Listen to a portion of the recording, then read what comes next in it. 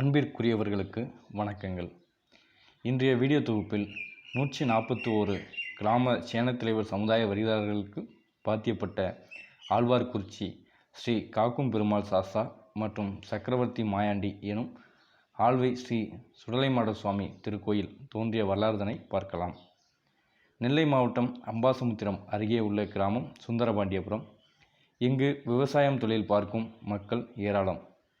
இந்த பகுதியில் முருகப்பெருமானின் படைத்தளபதிகளில் ஒருவரான வீரபாகு சேனை தலைவர் வம்சாவளியாக கூறப்படும் சமுதாயத்தினர் மிகுதியாக வாழ்ந்து வருகின்றனர். 600 ஆண்டுகளுக்கு முன்னர் சுந்தரபாண்டியபுரத்தில் உள்ள கோவிலுக்கு கொடைவிழா நடத்த நாள் குறித்து கால் நாட்டப்பட்டது. கொடைவிழாவிற்கு தீர்த்தம் எடுக்க கோவில் கோமரத்தாரும் நிர்வாகிகளும் பாபநாசம் காளையார் சொரிமுத்து ஐயன் வாசலுக்கு நடைபயணமாக சென்றனர். அங்கு அருளாட்சி புரியும் சாஸ்தா சொரிமுத்து ஐயனுக்கு சிறப்பு பூஜை நடத்தி அங்கு உள்ள பரிவார தெய்வங்களுக்கும் பூஜைகள் நடத்தப்பட்டு பின்னர் அங்கு ஓடும் தாமிரபரணி ஆற்றில் மலர் தூவி வழிபாடு செய்து தீர்த்தம் எடுத்தனர்.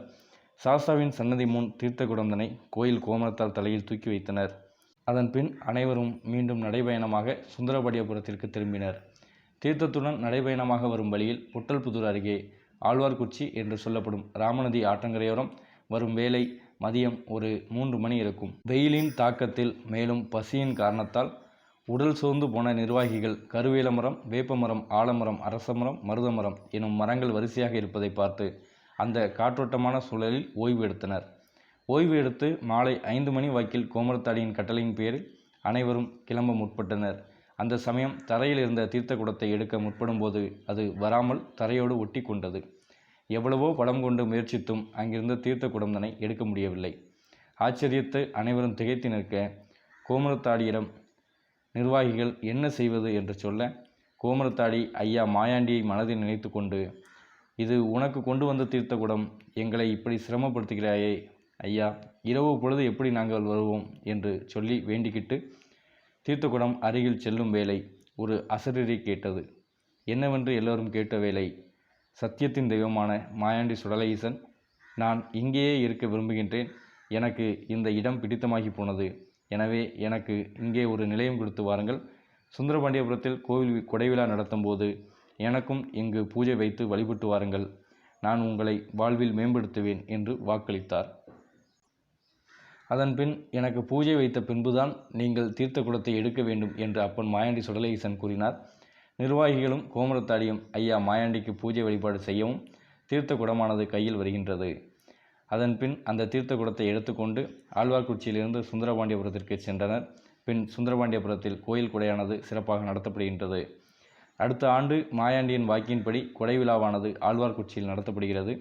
சுவாமிக்கு பீடம் அமைக்கப்பட்டு மாதந்தோறும் கடைசி செவ்வாய்க்கிழமை, செவ்வாய், வெள்ளிக்கிழமை நாட்களில் பூஜைகள் நடத்தப்பட்டன.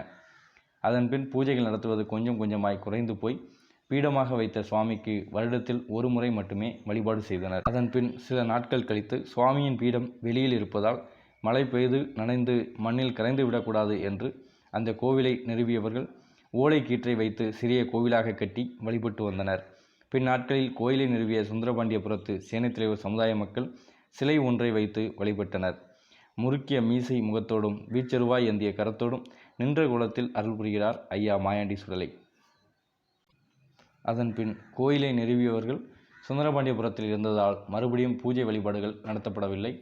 இதனால் சினம் கொண்ட மாயாண்டி சுடலை ஈசன், நம்மை யாரும் கண்டுகொள்ளவில்லையே என எண்ணி, நான் இருப்பதை இங்கு உள்ளவர்கள் அறிய வேண்டும் என எண்ணி அவர் விளையாட்டை ஆழ்வார்குறிச்சியில் ஆரம்பிக்கின்றார். அயன்புரம் பகுதியில் உள்ள தோப்புகளுக்கு சென்று இளநீரை பறித்து நீர் அருந்துவது, வாழைத்தோட்டத்திற்கு சென்று வாழைத்தார்களை பறித்து கொள்வது முதலான செயல்களை செய்தார் அப்பன் மாயாண்டி. இதனை அறிந்த தோட்டக்காரர்கள் என்ன செய்வது, யார் இதற்கெல்லாம் காரணம் என திகைத்து யோசித்து கொண்டிருந்தனர்.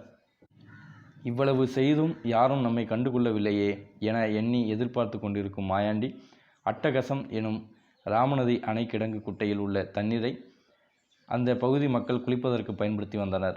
அந்த ஆற்றில் குளிப்பவர்களை யாரோ பின்னால் வந்து அடிப்பது போலவும் விளையாட்டு நிகழ்த்தி காட்டினார் ஐயா மாயாண்டி. இதனால் அந்த பகுதி மக்கள், இத்தகைய சேட்டைகளெல்லாம் செய்வது யாரென்று கண்டறிய வேண்டுமே, இதற்கு என்ன செய்வது என்று யோசித்து அந்த சுற்றுவட்டார பகுதியில் மந்திரவாதி ஒருவர் இருக்கிறார், அவரிடம் போய் கேட்போம் என முடிவு செய்தனர். அதன்பின் பொட்டல்புதூரில் பெரும் புகழோடும் வசித்து வரும் மாந்திரிகம் தெரிந்த பட்டாணியார் என்ற சாய்வை வரவழைத்து பார்த்தனர். பட்டாணியார் என்பவர் குதிரையில் தான் எப்போதும் வருவார். அவரை நம்பி செல்வாருக்கு அவர் சொல்வது, நான் தெய்வத்தை விட பலம் வாய்ந்தவன், அதனால் எனக்கு உரிய மரியாதை அளியுங்கள், மேலும் வாழைப்பழம் தேங்காய் கொண்டுதான் அவரை பார்க்க செல்ல வேண்டும் என்று சொல்வார். மாந்திரிகம் தெரிந்தவராகவும் கம்பீரமான தோற்றமுடையவராகவும் விளங்குகின்றார் பட்டாணியார். பட்டாணியாரை அந்த பகுதி மக்கள் சிலர் நேரில் சென்று அழைத்து வந்தனர். உடனே ஆழ்வார்குறிச்சியில் ஐயா மாயாண்டி கோயிலின் முன்பு குதிரையில் வாளோடு வந்து இறங்கிய பட்டாணியார் அட்டகசம் எனும் ராமநாத ஆற்றின் உள்ளிறங்கி அந்த அணை கிடங்கு குட்டையில் அங்கும் இங்குமாய் வாள் கொண்டு வீசுகிறார். அப்போது அவருக்கும் மீன் செதிலையும் வாளையும் கொண்டு யாரோ தனது கால்களில் அடித்து செல்வது போல் தோன்றியது. கோபம் கொண்ட பட்டாணியார் மறுபடியும் மாந்திரிகம் சொல்லி வாளை கொண்டு வீசுகிறார்.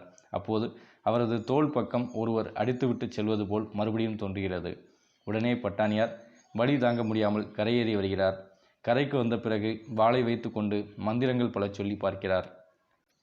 ஆனால் பட்டாணி சாய்வுக்கு ஒரு நிழல் மட்டும் தெரிகிறது. அந்த நிழலை பின்தொடர்ந்து செல்லும் பட்டாணியார் ஆழ்வார்குறிச்சி ஆற்றங்கரையோரம் ஐயா மாயாண்டி கோயிலில் உள்ளிருக்கும் சுடலை ஐயாவின் சிலை இருக்கும் ஓலைக்கீற்று கொட்டையைக்குள் செல்கிறார். அப்படி செல்லும்போது யாரோ அடிப்பது போல் பட்டாணிக்கு தோன்ற சினம் கொண்ட பட்டாணியார் கையில் இருந்த வாள் கொண்டு வீச அது மாயாண்டியின் சிலையில் வலது கரத்தில் வெட்டுகிறது.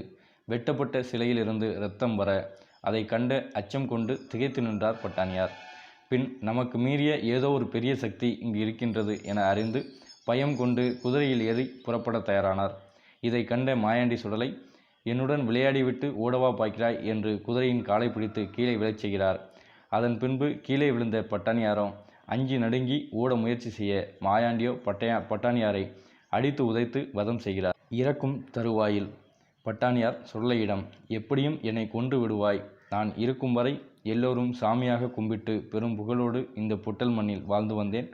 நான் இறந்த பின்னும் இந்த மக்கள் என்னை தெய்வமாய் வணங்க வேண்டும். அதற்கு நீங்கள்தான் ஐயா உங்களிடத்தில் எனக்கு ஒரு நிலையம் போட்டு தர வேண்டும் என வேண்ட சுடலை தெய்வமும் ஒரு நிலையம் தன்னை கொடுக்கிறார். பாறை அங்கு இருக்க அந்த பாறையில் உட்கார வைத்தார். பின் பட்டாணியார் ஐயாவிடம், உனக்கு பூஜை முடிந்த பின் எனக்கும் பூஜை வைக்குமாறு கேட்டுக்கொண்டார். அவர் வேண்டுகோளுக்கு இணங்க ஐயாவும் சரி என்று கூறினார். பின்னர் ஐயா மாயாண்டி சுடலையின் சினத்தை தணிப்பதற்காக சிவானந்த பெருமாள், தவசு தம்பிரான், பிரம்மராட்சதை அன்னையவள், வீரபத்ர காளியம்மன் ஆகிய தெய்வங்கள் உடனிருந்து சுடலை ஐயாவின் சினத்தை தணித்தனர். அதன் பிறகு ஐயாவின் புகழானது பாரெங்கும் பரவியது. ஓலைக்கீற்றில் இருந்த ஐயாவின் கோயிலானது புதுப்பிக்கப்பட்டு பெருங்கோவிலாக உருவாகியது. அதன்பின் சுந்தரபாண்டியபுரத்து சேனை தலைவர் சமுதாய மக்கள் சிலர் ஆழ்வார்குறிச்சியில் குடியேறினர். அவர்கள் ஐயாவிற்கு வாராந்திர பூஜை செய்து வழிபட்டு வந்தார்கள். வேண்டியவருக்கு வேண்டும் வரம் கொடுப்பதிலும் தன்னை நாடி வரும் மக்களுக்கு சுகமான நல்வாழ்வு அள்ளி தருபவராகவும் விளங்குகின்றார் ஆழ்வார்குறிச்சி ஆற்றங்கரை சுடலைமாட சுவாமி.